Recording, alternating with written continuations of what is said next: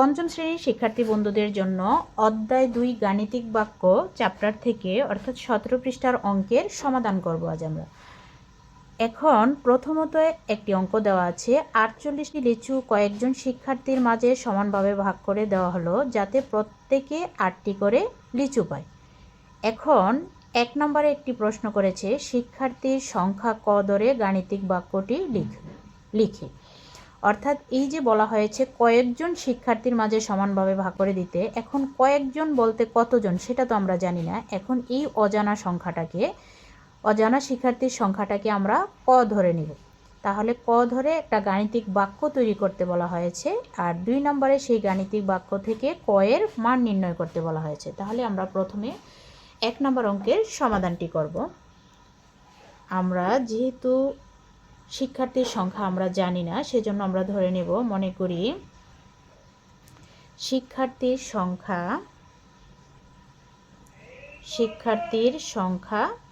ক। শিক্ষার্থীর সংখ্যা ক। এখন আমরা গাণিতিক বাক্যটি লিখব।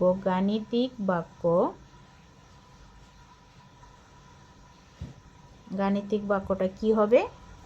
এখানে কিন্তু এই প্রশ্ন থেকে বুঝে লিখতে হবে ৪৮টি লিচু কয়েকজন শিক্ষার্থীর মাঝে। কয়েকজন শিক্ষার্থীকে কিন্তু আমরা ক ধরেছি, ৪৮টি লিচু কয়েকজন শিক্ষার্থীর মাঝে ভাগ করে দিতে বলা হয়েছে। তাহলে আমরা লিখব ৪৮ ভাগ ক। কয়েকজনের মাঝে যদি ভাগ করে দিই প্রত্যেকে ৮টি করে লিচু পাবে, এজন্য আমরা সমান চিহ্ন দিয়ে লিখব ৮। এটাই আমাদের ১ নং প্রশ্নের সমাধান। এখন ২ নং প্রশ্নে বলা হয়েছে যে ক এর মান নির্ণয় করি। এখন ক এর মান আমরা কিভাবে নির্ণয় করব? আমরা ১ নংয়ে কিন্তু একটি গাণিতিক বাক্য পেয়েছি। আমরা লিখতে পারি ১ নং হতে পাই গাণিতিক বাক্যটা আমরা কি পেয়েছি? গাণিতিক বাক্যটা পেয়েছি ৪৮ ভাগ ক সমান ৮। এখন এই বাক্যটা থেকে আমরা ক এর মান বের করব। এই বাক্য থেকে ক এর মান বের করব। তাহলে এখানে আমরা বা চিহ্ন দিব। এখন এই যে ৪৮ আছে, ৪৮টাকে এ পাশে রাখবো, রেখে এই যে ক আছে এটাকে আমরা সমান চিহ্নের ডান দিকে নিয়ে যাব। এখানে ক ভাগ অবস্থায় আছে, অর্থাৎ এখানে ক এর চিহ্নটা হচ্ছে ভাগ। যদি আমরা সমান চিহ্নের ডান দিকে নিয়ে যাই তাহলে এটা গুণ হয়ে যাবে। তাহলে আমরা লিখব ৮ গুণ ক, বা এই ৪৮-এর সাথে এখন সংখ্যাটাকে বাম দিকে নিয়ে আসব। এখন ৮ আছে এখানে গুণ অবস্থায়, যদি বাম দিকে নিয়ে আসি তাহলে এটা ভাগ হয়ে যাবে। আর এখানে থাকবে সমান চিহ্নের ডান দিকে থাকবে ক, বা ৪৮কে যদি ৮ দিয়ে ভাগ করি তাহলে কত হয়? ৬ ৮ ৪৮, ৬ সমান ক। যেহেতু আমরা ক এর মান বের করব, এজন্য আমরা কটাকে বাম দিকে নিয়ে আসব। ক সমান হচ্ছে ৬, অর্থাৎ ক এর মান আমরা কত পেলাম? ৬ পেলাম। তাহলে আমরা লিখতে পারি ক এর মান ৬। এখন আমরা নিচের ১ নং প্রশ্নের সমাধান করব। নিচের ১ নং প্রশ্নে কি বলা হয়েছে? অজানা রাশিকে ক ধরে নিচের বাক্যগুলো প্রকাশ করি। এখানে ২টা অঙ্ক দেওয়া আছে। ১ নম্বরে বলা হয়েছে ৩৫-এর সাথে কত যোগ করলে যোগফল ৫২ হবে। কত যোগ করলে সেটা কিন্তু আমরা জানি না। এই যত যোগ করতে হবে সেটা কি আমরা, অর্থাৎ অজানা রাশিটাকে আমরা ক ধরে নিব। ক ধরে অঙ্কটির সমাধান করব। তাহলে আমরা ১-এর ২ নং প্রশ্নের সমাধান করব। ১-এর ২ নং প্রশ্ন।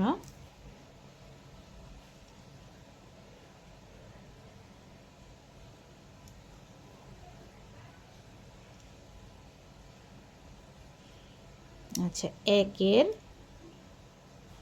২ নং প্রশ্নটার আমরা সমাধান করব। এখন অজানা রাশিটাকে ক ধরতে বলা হয়েছে, তাই আমরা ধরি অজানা রাশিটি ক। এটা আমরা ধরে নিলাম, অজানা রাশিটি ক। এখন প্রশ্ন মতে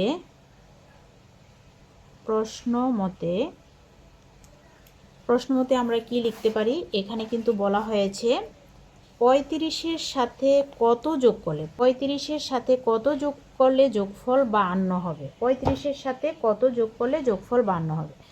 তাহলে আমরা লিখব 35 যোগ, যেটা আমরা জানি না অজানা, কত যোগ করলে, সেটাকে আমরা ক ধরে নিয়েছি, সেজন্য ক যোগ করেছি। 35 যোগ ক সমান কত হবে বলেছে প্রশ্নে? 52 হবে।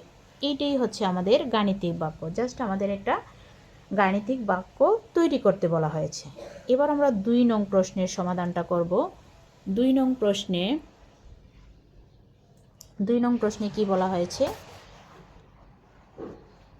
32টি চকলেট কয়েকজন শিক্ষার্থীর মধ্যে সমানভাবে ভাগ করে দেওয়া হলো, যেন প্রত্যেকে 8টি করে চকলেট পায়। অর্থাৎ 32টি চকলেট কয়েকজন শিক্ষার্থীর মধ্যে, কয়েকজন শিক্ষার্থীর কথা কিন্তু আমরা জানি না, সেটাকে আমরা ক ধরে নেব।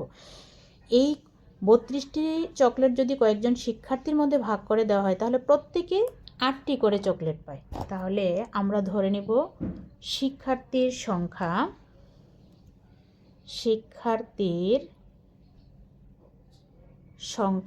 ক। শিক্ষার্থীর সংখ্যা ক। প্রশ্ন মতে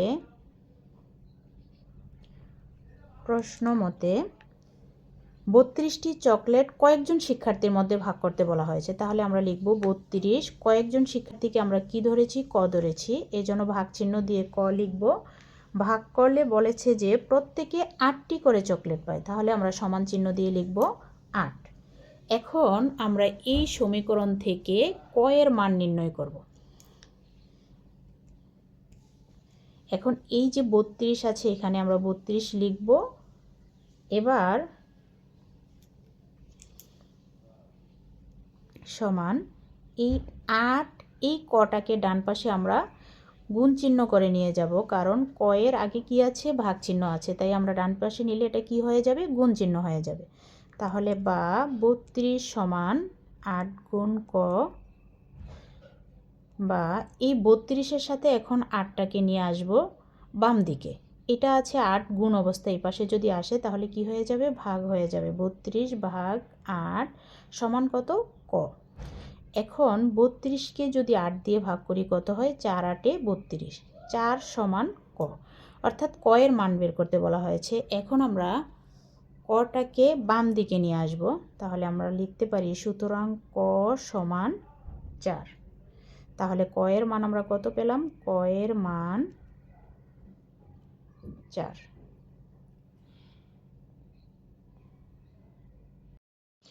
এবার আমরা 2 নং প্রশ্নের সমাধান করব।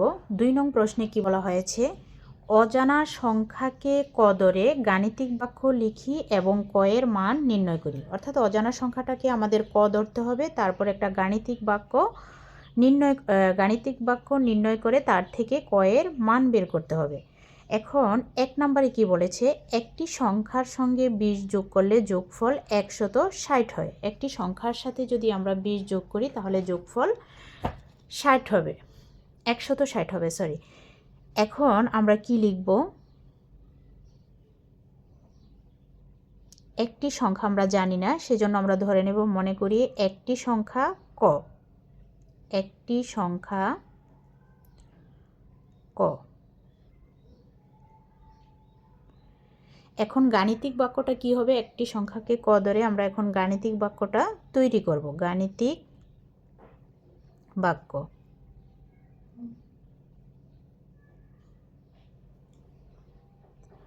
আচ্ছা, গাণিতিক বাক্যটা কিভাবে তৈরি করব? বলা হয়েছিল প্রশ্নের মধ্যে একটি সংখ্যার সঙ্গে 20 যোগ করলে যোগফল 160 হয়। একটি সংখ্যার সঙ্গে, একটি সংখ্যা আমরা কত ধরেছি? ক ধরেছি। এই একটি সংখ্যার সাথে যদি আমরা 20 যোগ করি তাহলে 20 যোগ করব, যোগ করলে কত হবে? 160 হবে। এখন আমরা এই সমীকরণ থেকে ক এর মান বের করব। তাহলে আমরা এখানে লিখব বা ক সমান, এখানে 20 যোগ অবস্থায় আছে, আমরা এই 20কে সমান চিহ্নের ডান দিকে নিয়ে যাব। ডান দিকে নিয়ে গেলে এটা কি হবে? বিয়োগ হবে। তাহলে আমরা লিখব 160 বিয়োগ 20, বা ক সমান 160 থেকে যদি 20 বিয়োগ করি কত হবে? 140। তাহলে আমরা লিখতে পারি সুতরাং ক সমান 140। তাহলে অজানা সংখ্যাটি 140। এখন আমরা 2 নং প্রশ্নের সমাধান করব। 2 নং প্রশ্নে কি বলা হয়েছে আমরা একটু প্রশ্নটা বুঝে নিই।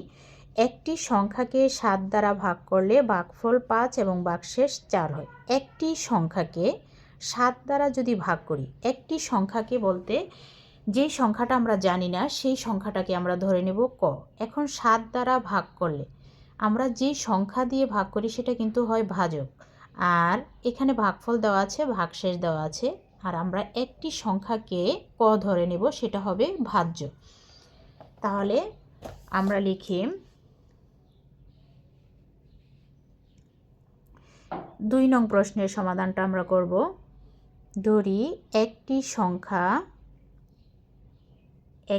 সংখ্যাকে আমরা কি ধরে নেব, একটি সংখ্যা সমান ক, একটা সংখ্যাকে আমরা ক ধরে নিলাম। এখন আমরা কিন্তু ভাজ্য নির্ণয়ের একটা সূত্র জানি। আমরা জানি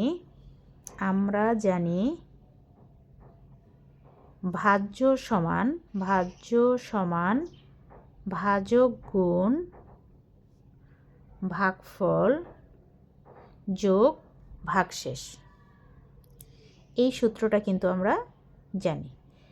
এখন একটা সংখ্যাকে কিন্তু আমরা ক ধরেছি। এখন প্রশ্নে বলা হয়েছিল একটা সংখ্যাকে 7 দ্বারা ভাগ করলে, মানে ককে যদি আমরা 7 দ্বারা ভাগ করি, যেহেতু এখানে ভাজ্যটা আমরা ক ধরেছি তাই এখানে ক লিখব, সমান চিহ্ন দিয়ে লিখব ভাজক কত, মানে একটা সংখ্যাকে 7 দ্বারা ভাগ করলে মানে যে সংখ্যাটা দিয়ে আমরা ভাগ করব সেটা কিন্তু হচ্ছে ভাজক।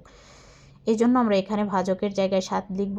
এবার গুণ চিহ্ন দিয়ে ভাগফল কিন্তু বইয়ের মধ্যে দেওয়া আছে 5, সেজন্য 5 লিখেছি, আর যোগ ভাগশেষ দেওয়া আছে 4। এখন আমরা লিখতে পারি বা ক সমান 7 আর 5 প্রথমত গুণ করব, 5 7 35, তারপরে লিখব যোগ 4, বা ক সমান হচ্ছে 35-এর সাথে যদি 4 যোগ করি তাহলে কত হয় 39। সুতরাং ক সমান 39। তাহলে আমরা লিখতে পারি অজানা সংখ্যাটি 39।